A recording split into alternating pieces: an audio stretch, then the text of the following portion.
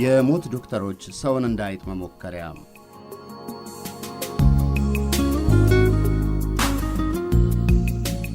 ከቅርብ ዓመታት ወዲህ የዓለማችን አያላን የሴራ ተንኮል እየተጋለጠ የምድራችን ነዋሪም ጉድ እያለ ነው። ከዚህ የሴራ መገለጥ ጋር ደግሞ በሽታዎች በምዕራባውያን ላቦራቶሪዎች እየተፈበረኩ ለሰውም እየተሰጡ በሰውም እየተሞከሩ ነው የሚለው ይገኝበታል። በሽታዎች የተሰጣቸው ሰዎች መመራመሪያ መሆናቸውን ሳያውቁ ጭምር መድኃኒት ይሞከርባቸዋል ይባላል። በዚህ ረገድ በዓለማችን ለሚሊዮኖች ሞት የሆነውና እስከ ዛሬም ድረስ በመግደሉ የዘለቀው HIV ኤድስ የምዕራባውያን የላቦራቶሪ ውጤት ነው የሚል የሴራ ትንታኔ ሲነገር ለብዙ አስርት ዓመታት የዘለቀ ነው። በቅርቡ በተለይ በምዕራብ አፍሪካ የተከሰተው ኢቦላም ከዚሁ የሴራ ትንታኔ አላመለጠም። በሽታ እየተፈበረከ የሰው ልጅ በዘር ተለይቶ እንዲያልቅ የተወጠነ ሴራ ውጤት ናቸው የሚባሉት HIV ኤድስና ኢቦላን አይነት የድብቅ ዘመቻ ትንታኔን ለማጣጣል የሚቀድሙት ደግሞ ራሳቸው ምዕራባውያን ናቸው።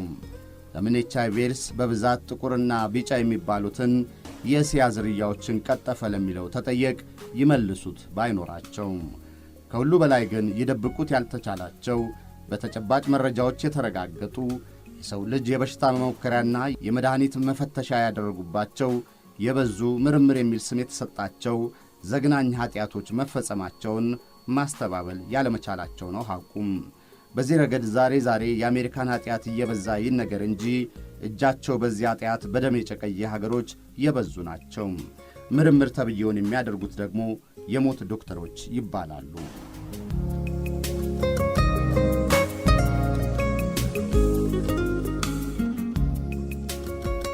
የሰው ልጅ ክቡርነት በመካድ እጅግ እብደት በሚባል አውሬያዊ ጥላቻ ተመርዞ በእንስሳ ላይ እንኳን ሊደረግ ይከብዳል የሚባለውን ስመ ምርመራ በማድረግ በግንባር ቀደምትነት የሚነሳው ናዚ ጀርመን ነው። በተለይ ደግሞ እርኩስ አረመኔ ዶክተር በመባል የሚጠራው ጆሴፍ ሜንግል። እንደ እንስሳ ሰይጣናዊ ምርመራው ያደርግባቸው የነበሩት ደግሞ አይሁዶች ናቸው። በእርግጥ ሮማናውያንና የፖላንድ ዜጎችም አልቀረላቸውም። በየማጎሪያ ካምፑ የታጨቁት አይሁዶች ታዲያ የመጨረሻ ዕጣቸው ሞት ቢሆንም ከዚህ በፊት ግን የሜንግል መሞከሪያ ነበሩም። ከትንሹ የቁስል ሕክምና ይጀምራል መከራቸው። በስለት በብረት ድብደባ ጭምር እንዲቆስሉ ይደረጋል። ምንም ሕክምና እንዳይሰጣቸው ተደርጎ ቁስላቸው ወደ ጋንግሪንነት ይቀየራል። እንዲያውም እግራቸውና እጃቸው ጭምር ጥፍንግ ተደርጎ ጋንግሪን እንዲፈጠር ይደረጋል። እያንዳንዷ ሰከንድ፣ ደቂቃና ቀን እንደ እንስሳ ለሚሞከርባቸው አይሁዶች የመከራ የስቃይ ቢሆንም ለነ ሜንግል ግን የበሽታውን እድገት መከታተያ የሰይጣናዊ ምርመራ አካል ነው። He was the cruelest man in the world. Not only in Auschwitz. እሱ የዓለማችን ጨካኝ ሰው ነው። በኦሽዊትዝም ብቻ አይደለም። እንደማስበው ከፈጣሪ ፍጡሮች ሁሉ እንደሱ አይነት ጨካኝ ሰው የለም። That would be more cruel as he was.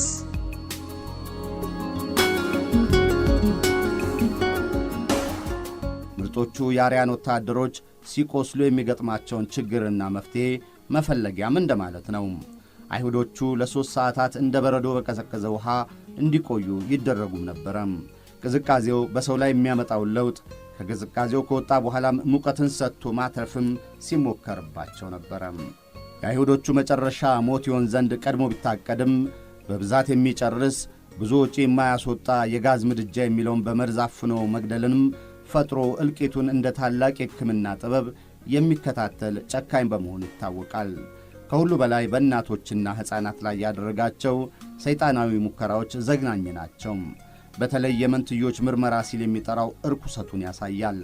የተለያዩ መድኃኒቶችን በመስጠት ምግብና መጠጥ በመከልከል የመንትዮችን እድገትና ባህሪ ለመፈተሽ የሚል ሰይጣናዊ ሥራ በታሪክ ተመዝግቦ ይገኛል። ከሁሉ በላይ ተለይቶ የተወለዱ መንትዮችን መልሶ በቀዶ ጥገና ለመቅጠም የሞከረበት ድርጊቱ ሜንግልን ከሰይጣን ጋር ያመሳስሏል። እንዲህ አይሁዶችን ለመከራና እልቂት የዳረገው ሜንግል የጀርመን ናዚ ሲወድቅ አይሁዶች ሊበቀሉት በቁጥር አንድነት ማደናቸው አልቀረም። የበዙትን የጀርመን ጨፍጫፊዎች አድነው የሞት ጽዋን ያስጎነጩት አይሁዶች ሜንግልን በእጃቸው ሊያስገቡት ግን አልተቻላቸውም። I wouldn't like to see him that he should die. Definitely not. የሱን መሞት ማየት አልፈልግም በፍጹም እንዲሞት አልፈልግም እንዲያው በህይወት ኖሮ ቀሪ ህይወቱ ሙሉ ሲሰቃይ ማየት ነው የምፈልገው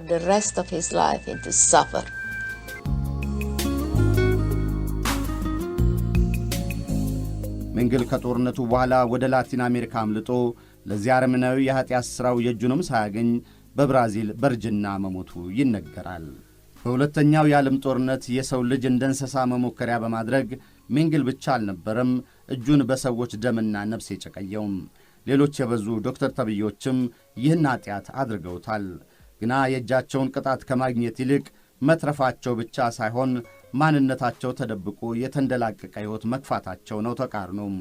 ይህን ያደረገችው ደግሞ ለሰው ልጅ መብት ጠበቃ ነኝ የምትለው አሜሪካ መሆኗ ነው ገራሚው። ዘመቻ ፔፐር ክሊፕ የተለጠፈ ወረቀት ይባላል። ዘመቻው ስያሜውን ያገኘው ደግሞ የጀርመኖቹ አረመኔ ዶክተር ተብዮች በተፈላጊነት ተመዝግበው ምስላቸው መለጠፉ ነው። ግና ምን ያደርጋል አሜሪካ በወቅቱ የኑረምበርግ የጦር ፍርድ ቤት አስቀርባ የኃጢአታቸውን ቅጣት እንዲያገኙ ከማድረግ ይልቅ በጓሮ በር ተቀበለቻቸው። ማንነታቸውንም ተደብቆና አዲስ ማንነት ተሰጥቷቸው የተንደላቀቀ ሕይወት መኖር ብቻ ሳይሆን ምርምር ተብዮን ኃጢአታቸውን ይቀጥሉ ዘንድ አመቻቸችላቸው። አሜሪካ የሰው ልጅ እንደ መሞከሪያ አድርገው ከሐኪም የማይጠበቅ አረመኔ ተግባር ለፈጸሙት ጀርመናውያን ብቻ መጠለያም የኃጢአት ሥራቸውን መቀጠያ በመሆን አላበቃችም።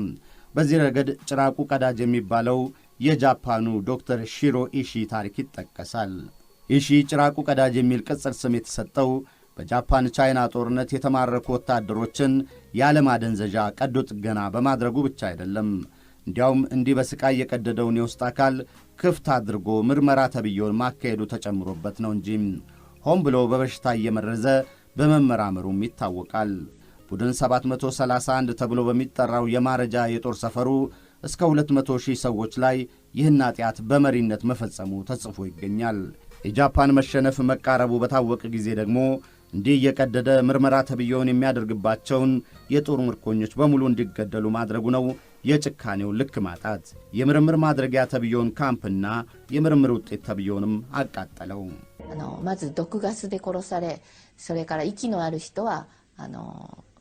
በመጀመሪያ የተጠቀሙት የመርዝ ጋዝ ነበር።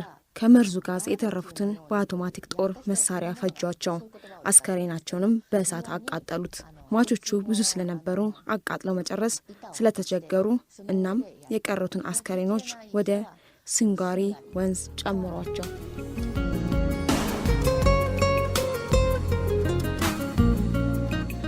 የሚገርመው አሜሪካኖቹ ኢሺን ከያዙ በኋላ ያደረጉት ነው።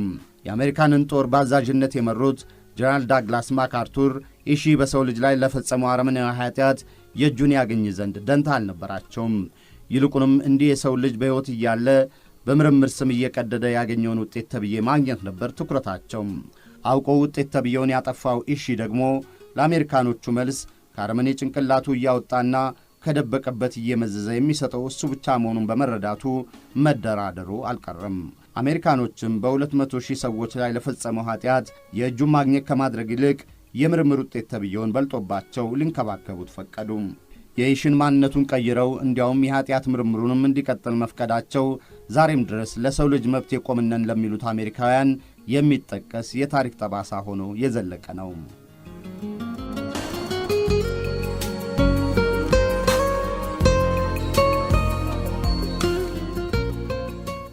አሜሪካ ከሁለተኛው የዓለም ጦርነት በአሸናፊነት ወጥታ የናዚ ጀርመንና የጃፓን የወቅቱ ሹሞች በጦር ወንጀለኛነት የሚዳኘው ችሎት መሪ መሆኑ አልቀረም። ጥፋተኛ ተብለው የተቀጡ እንዳሉ ሁሉ አሜሪካ ይጠቅሙኛል ያለቻቸውን ኃጢአታቸውን ሰርዛላቸው አቅፋና ተንከባክባ ተጠቅማባቸዋለች። በዚህ ረገድ 9,000 የጀርመን ናዚ የኒውክሌር ተመራማሪዎች አሜሪካ ሰየው ብላ የተቀበለቻቸው ለፍርድ እንዳይቀርቡ አድርጋ ማንነታቸውንም የሸሸገችላቸው ይጠቀሳል። ሲቀድም የተወራለት ጭራቁ ቀዳጅ የሚል ቅጽል ስም የወጣለትም ኢሺም ሳይዘነጋም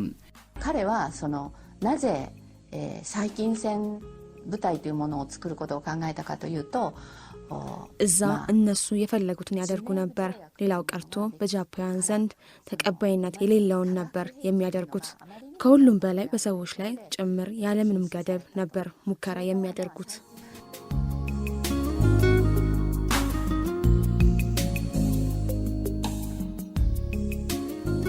የጀርመን ናዚ ሹሞችን በተቋቋመው የኑረምበርጉ ችሎት ኃጢአቱ በስቶ ሲዘረዘር የነበረው እኛም ሲቀድም ያወራንላችሁ የሞት ዶክተሮች ከሚባሉት በቀዳሚነት የሚጠቀሰው የጀርመኑ ሜንግል ነበረ።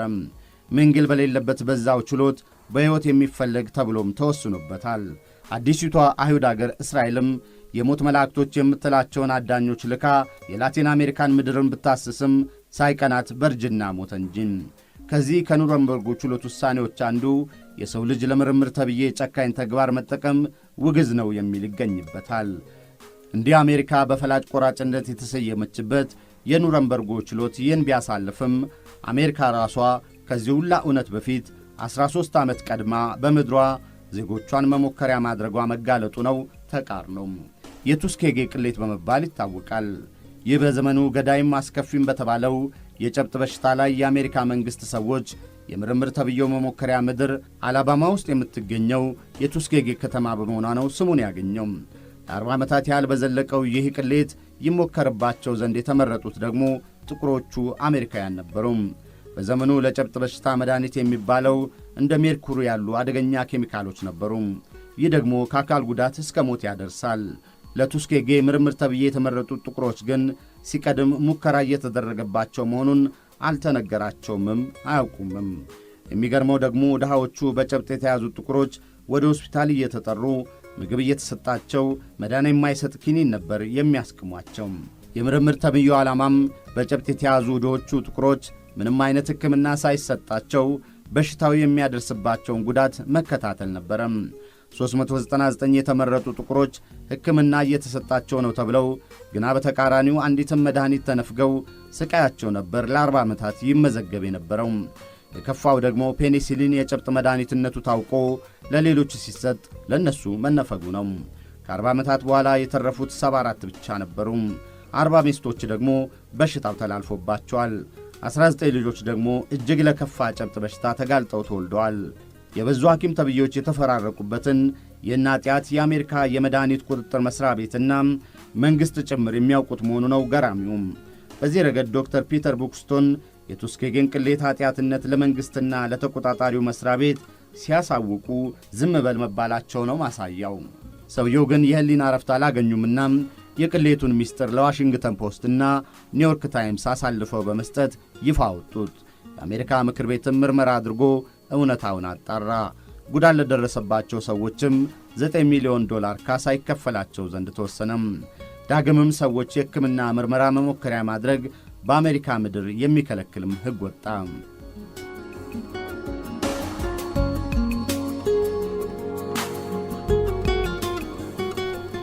ከዚሁ የጨብጥ በሽታ ሰውን መሞከሪያ ማድረግ የአሜሪካ ቅሌት ሳንወጣ የምናገኘው የጓቲማላ ሙከራ የሚባለው ነው።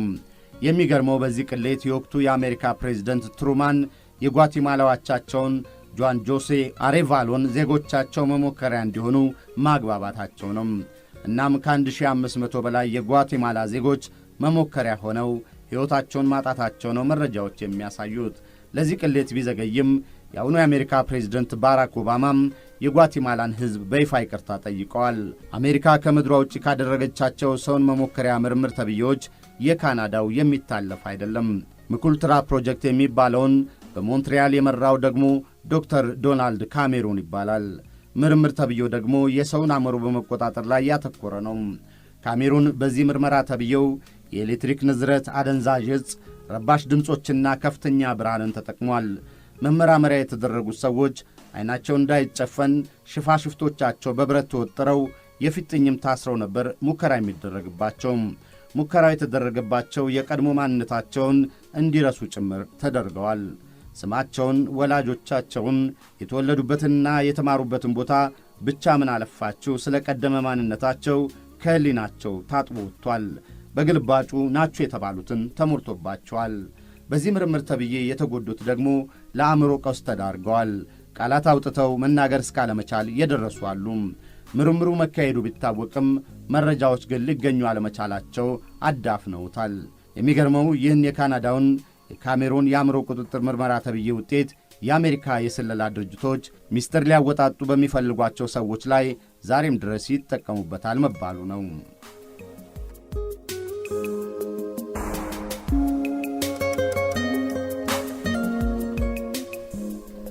ይህ የአእምሮ ቁጥጥር የሚባለውን ዘዴ ታዲያ ዛሬ በመላው ዓለም የስለላና የደህንነት መሥሪያ ቤቶች ሚስጥር ለማውጣጣት በስፋት እንደሚጠቀሙበት የአደባባይ ሚስጥር ነው። በዚህ ረገድ የቀድሞዋ ሶቪየት ኅብረት የአሁኗ የሩሲያ የስለላ ተቋማት የሚያህላቸው የለም ይባላል። ሌላው ቀርቶ በምዕራቡ ዓለም ለሰላይነት የሚያሰማራቸው ወኪሎቻቸውን የሚቀርጹት በዚህ የአእምሮ ቁጥጥር ዘዴ ነው። በዚህ በአህጉራችን እንኳን የቀድሞ የደቡብ አፍሪካ የአፓርታይድ ሐኪም ተብዬዎችም ይህን ዘዴ መጠቀማቸው ተጽፏል። ወታደር ግብረ ሰዶማውያን ነበሩ መሞከሪያቸውም። በፕሪቶሪያ አቅራቢያ በሚገኘው የጦር ሆስፒታል ወደ 900 ግብረ ሰዶማውያን የሰውነት ክብራቸው ተገፎ መመራመሪያ ተደርገዋል። የሁሉም ዕድሜ ደግሞ ከ16 እስከ 24 ነበረም። አስከፊው ውጤት ደግሞ የሆርሞን ሕክምናና ቀዶ ጥገና ጭምር ተጠቅመው ወደ ሴትነት መቀየራቸው ነው። ሴት ሆናችኋልም ተብለው ከሕዝቡ ጋር ይቀላቀሉ ዘንድ መለቀቃቸው ነው የኀጢአቱ ብዛት። ከሁሉ የከፋው ደግሞ የአፓርታይድ ሥርዓት በመውደቁ ከተፈጥሮ ውጭ የተቀየረላቸው የሴትነት ጾታ ይዘልቅ ዘንድ ያስፈልጋቸው የነበረው ተከታታይ ሕክምና ተብዬ መቋረጡ ነው። እናም ውጤቱ የአካልም የሕሊናም ጉዳት የደረሰባቸው ለመሞከሪያነት የተዳረጉት ወጣቶች የመረረ የመከራ ሕይወትና ሞት መሆኑ ተጽፏል። ከእነዚህ ነጭ አፓርታይድ የሞት ዶክተሮች ታሪክ ሳንወጣም ዘር ለይቶ ጥቁሮችን ብቻ የሚገድል የዘረመል ምርመራ ማድረጋቸው ሳይጠቀስ አይታልፍም። የምርምር ተብዬው ውጤት ባይታወቅም የአፓርታይድ መንግሥት ሲወድቅ እስራኤል በክብር ተቀብላቸው እኩይ ሥራቸውንም እንዲቀጥሉ አድርጋለች ይባላል።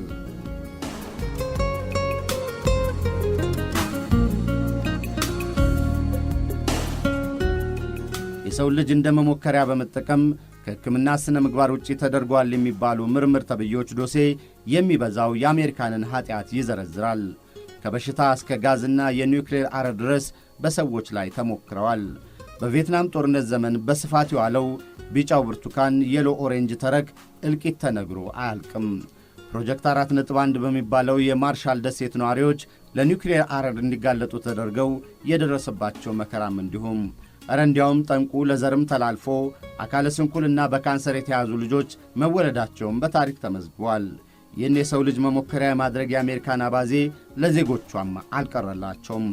የአሜሪካን ባሕር ኃይል በሳን ፍራንሲስኮ ከተማ ላይ ቫይረስ እንደለቀቀ ተጽፏል። በዚህም የከተማዋ ነዋሪዎች ለሳምባ ምች አይነት በሽታ ሲጋለጡም ለሕክምና የተላኩት የጦሩ ሐኪም ተብዮች መሆናቸው ነው ተቃርኖም። ተልኳቸው ሕዝቡ ማከም ሳይሆን በአየር የበተኑትን ቫይረስ ውጤት መከታተል ነበርና በሳቫናና አቮን ፓርክም ጦሩ በሚሊዮን የሚቆጠሩ የወባ ትንኞችን መልቀቁ እንዲሁ ተጽፏል። ቢጫ ወባ ያስተላልፋሉ ወይ የሚል ምርምር ነው የጦሩ ትኩረት ተብሏል። ይሁንና ለመሞከሪያነት የተዳረጉት አሜሪካውያን ግን የተረፋቸው ታይፎይድና የመተንፈሻ አካላት ሕመም ሆኖ አረፈው። ለዚህም በቀዝቃዛው የዓለም ጦርነት ለተፈጸሙት ግፎች ፕሬዚደንት ክሊንተን በሥልጣን ዘመናቸው ይቅርታ ጠይቋል።